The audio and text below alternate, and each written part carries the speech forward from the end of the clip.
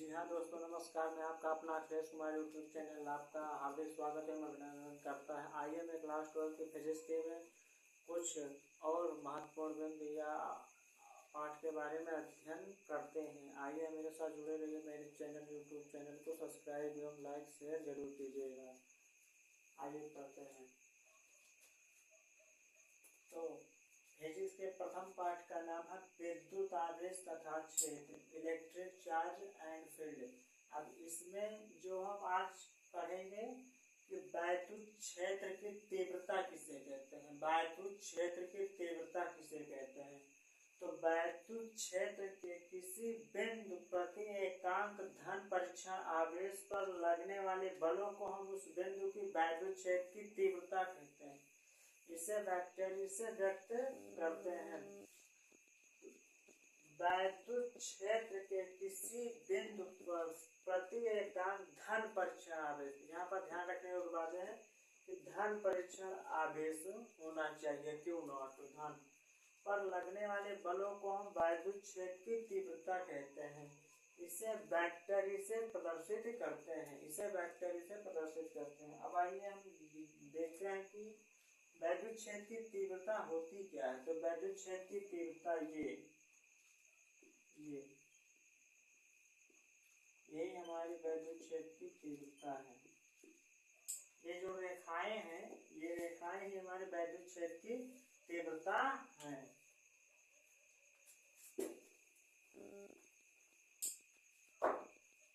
अब वैद्युत क्षेत्र की तीव्रता बराबर वैद्युत क्षेत्र की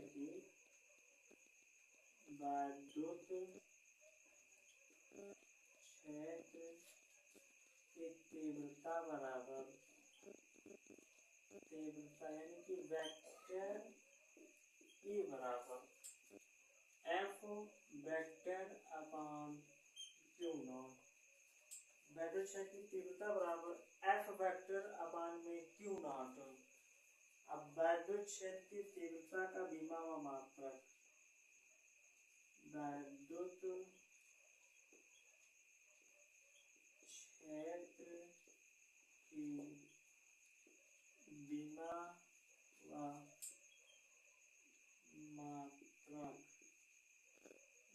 व मात्रक। तो जैसा कि हम जानते हैं, वी नो डेट हम जानते हैं कि वेक्टर ई बराबर वैद्युत क्षेत्र की तीव्रता वेक्टर ई बराबर एफ वेक्टर अपान में क्यू नॉट। और ये एफ वेक्टर जो है न्यूटन है। क्या है? न्यूटन, अर्थात बल है। तो बल को किसमें नापते हैं? न्यूटन। और ये क्या है? आवेश को किसमें नापते हैं? कूलाम।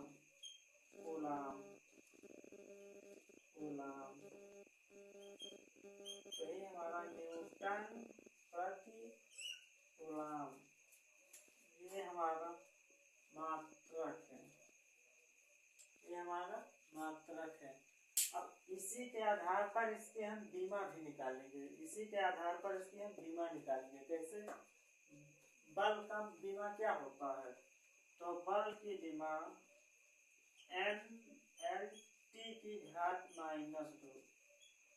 और आवेश का बीमा क्या होता है? आवेश की बीमा होता है AT।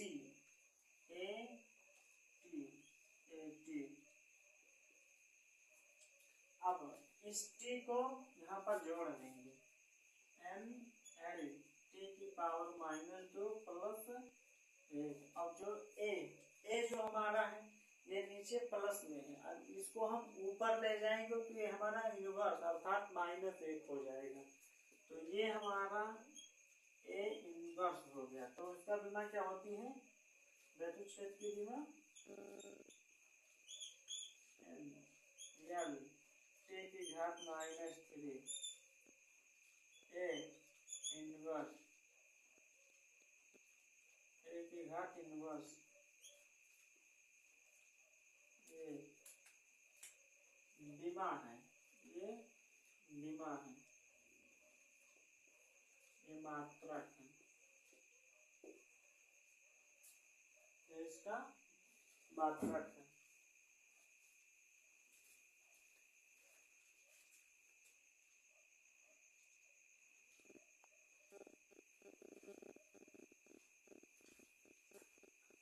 आइए अब हम शुरू करते हैं।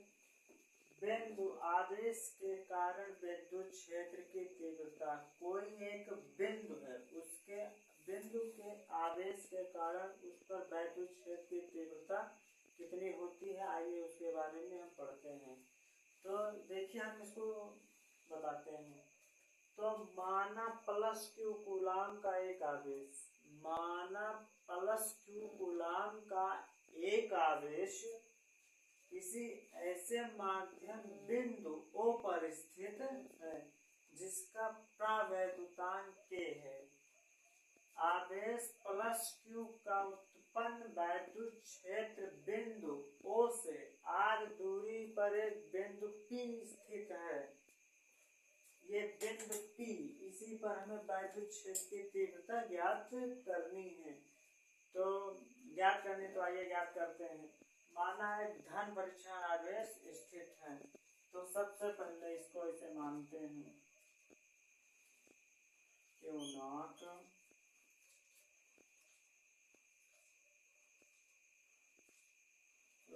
F। तो यहाँ पर एक बिंदु O है, यहाँ पर बिंदु क्या है, यहाँ पर बिंदु O है, और इस यहाँ पर बिंदु P स्थित है, और इसी पर Q0 धन परीक्षण आवेश रखा है।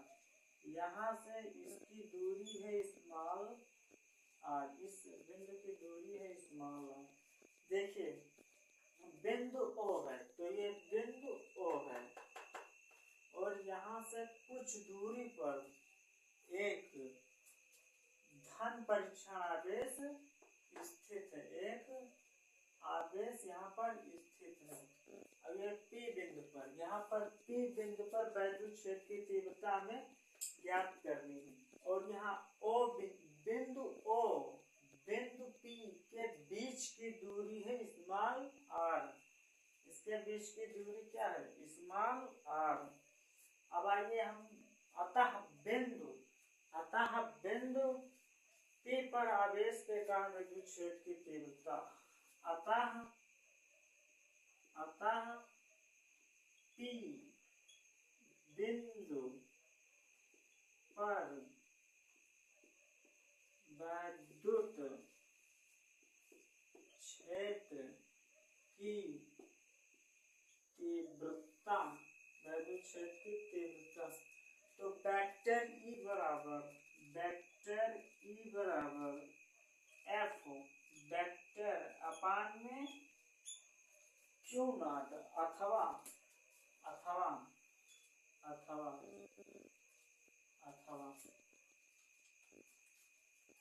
वेक्टर E बराबर इसके स्थान पर हम 1/4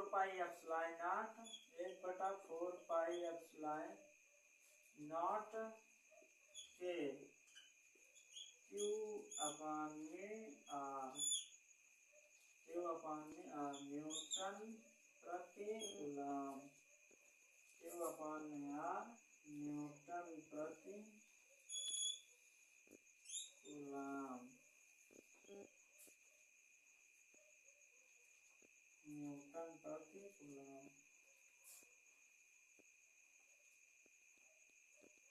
ये आपका हाँ। तो पहले देखिए, माना एक प्लस क्यू कूलाम का एक आवेश विद्युत क्षेत्र बिंदु O से कुछ दूरी पर एक बिंदु P स्थित है, और इसी P बिंदु पर मुझे विद्युत क्षेत्र की तीव्रता ज्ञात करनी है। तो माना एक धन परीक्षण, इसी P बिंदु पर एक धन परीक्षण आवेश को, ये धन परीक्षण आवेश को माना गया, Q0 क्या धन परीक्षण आवेश को माना गया, और इस पर विद्युत क्षेत्र की तीव्रता हमें ज्ञात करनी इस P बिंदु पर। तो अतः P बिंदु पर विद्युत क्षेत्र की तीव्रता कितना होगी, तो इस P बिंदु पर विद्युत क्षेत्र की तीव्रता F वेक्टर अपान में Q0 अथवा वेक्टर ई बराबर 1/4πε0 के Q/r²। और वैद्युत क्षेत्र तीव्रता का मात्रक तो मैंने पहले भी बताया था, न्यूटन प्रति कूलम होता है, न्यूटन प्रति कूलम होता है।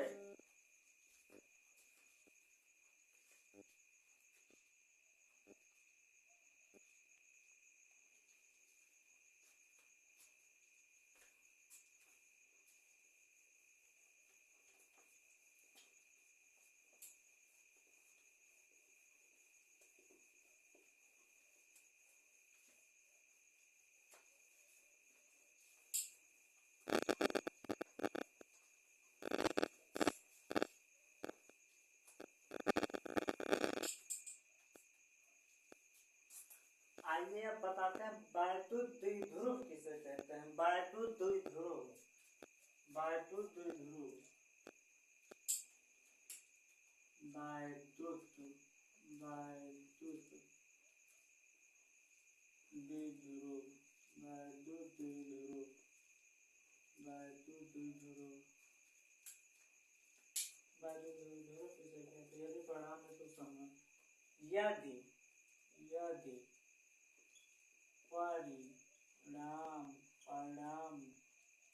में तो समान किंतु यदि परिणाम में तो समान किंतु विपरीत प्रकृति, विपरीत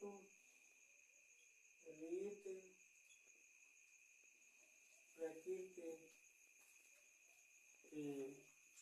दो बिंदु अत्यंत लघु दूरी पर स्थित हैं, उसे वैद्युत द्विध्रुव आघूर्ण, वैद्युत द्विध्रुव कहते हैं, वैद्युत द्विध्रुव कहते हैं।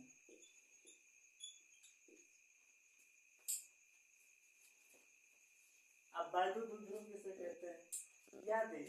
यदि परिणाम में तो समान किंतु विपरीत प्रकृति के दो बिंदु अत्यंत लघु दूरी पर स्थित है, उसे हम वैद्युत द्विध्रुव किसे कहते हैं। ये होगा इसकी परिभाषा। अब आइए इसको समझाते हैं कैसे। जैसे जैसे जैसे HCl, H2O, NH3,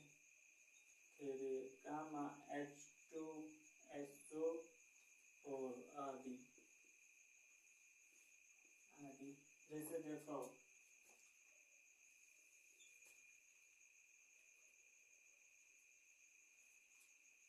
जैसे यहाँ पर H minus Cl minus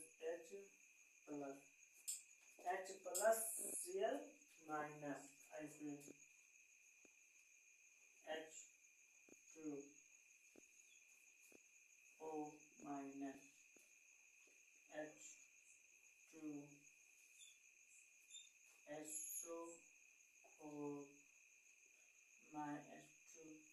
H2SO4 minus. अब देखिए, यदि परिणाम में तो समान किंतु विपरीत प्रकृति के दो बिंदु अत्यंत लघु दूरी पर स्थित हैं, उसे वैद्युत द्विध्रुव कहते हैं। जैसे HCl, H2O, NH3, H2SO4। अब देखिए ये बिंदु हैं, इस पर कौन सा आवेश है, इस पर प्लस आवेश और इस पर माइनस आवेश। ये दो आयनों में विभक्त हो गए, एक प्लस में दूसरा माइनस में, एक प्लस में दूसरा माइनस में, एक प्लस में दूसरा माइनस में, H2 प्लस में SO4 माइनस में। तो इसे हम वैद्युत द्विध्रुव कहते हैं, इसे ही हम वैद्युत द्विध्रुव कहते हैं, इसे हम वैद्युत द्विध्रुव कहते हैं।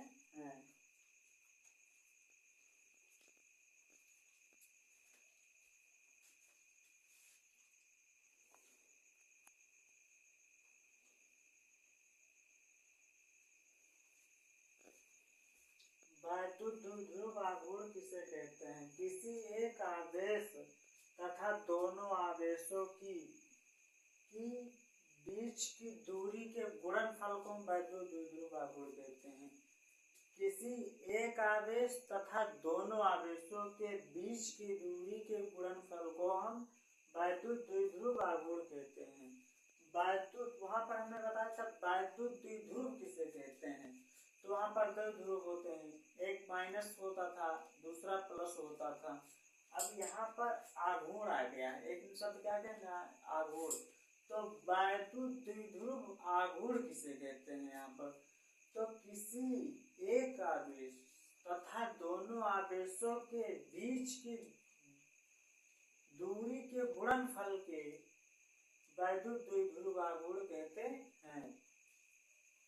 ठीक है, कहते हैं। तो द्विध्रुव आघूर्ण बराबर इसे P से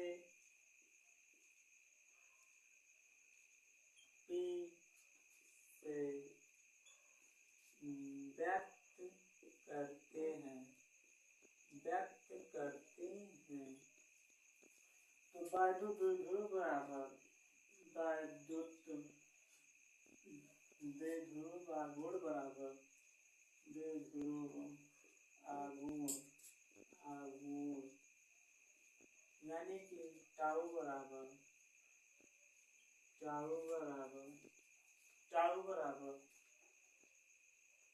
क्यों इंटू 2D। देखिए यहाँ पर इसी से परिभाषा बना है। वैद्युत द्विध्रुव आघूर्ण को टाउ, इसे टाउ कहते हैं, इसे टाउ से व्यक्त करते हैं। तो वैद्युत द्विध्रुव आघूर्ण यानी कि टाउ बराबर नहीं, इसे रो से व्यक्त करते हैं। वैद्युत द्विध्रुव आघूर्ण को इसको टाउ से नहीं व्यक्त करते हैं, इसे रो से व्यक्त करते हैं। ये रो का साइन है, ये रो का साइन है, ये जो है ये रो है, इसे रो से व्यक्त करते हैं। ये जो साइन हमारा है ये रो का साइन है। तो वैद्युत द्विध्रुव आघूर्ण तो रो बराबर Q इंटू 2D, यानी यहाँ पर Q का है एक आवेश तथा दो आवेशों की अल्प दूरी के गुणनफल को क्या कहते हैं? बीच की गुणनफल को क्या कहते हैं? वैद्युत द्विध्रुव आघूर्ण कहते हैं। तो दोनों एक आवेश तथा दोनों आवेशों के बीच की दूरी के गुणनफल को, यानी इस Q के और 2D के गुणनफल को वैद्युत द्विध्रुव आघूर्ण कहते हैं। अब राशि, इसका अगर राशि पूछा जाए, तो इसका जब राशि पूछा जाएगा तो ये सदिश राशि है। कौन सी राशि है? सदिश राशि। ये कौन सी राशि है? इसका सदिश राशि है। और इसका अगर विमा पूछा जाए, विमा तो इसका विमा हो जाएगा, इसका विमा पूछा जाएगा तो m की घात LTA, यह है इसकी विमा। और इसका अगर मात्रक पूछा जाएगा, मात्रक तो इसका मात्रक होता है कूलाम डैश मीटर, मात्रक होता है कूलाम डैश मीटर, यानी इसका मात्रक होता है कूलाम डैश मीटर होता है। और इसका एक अन्य मात्रक होता है, अन्य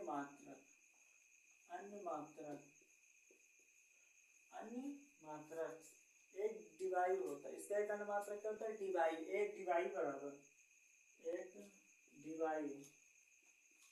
एक डिवाई बराबर 3.3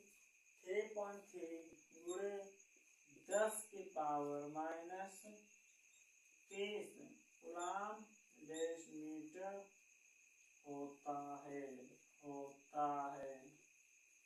कूलाम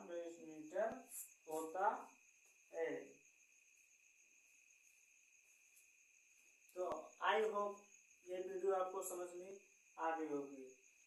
तो आप मिलते हैं अगले नेक्स्ट वीडियो में।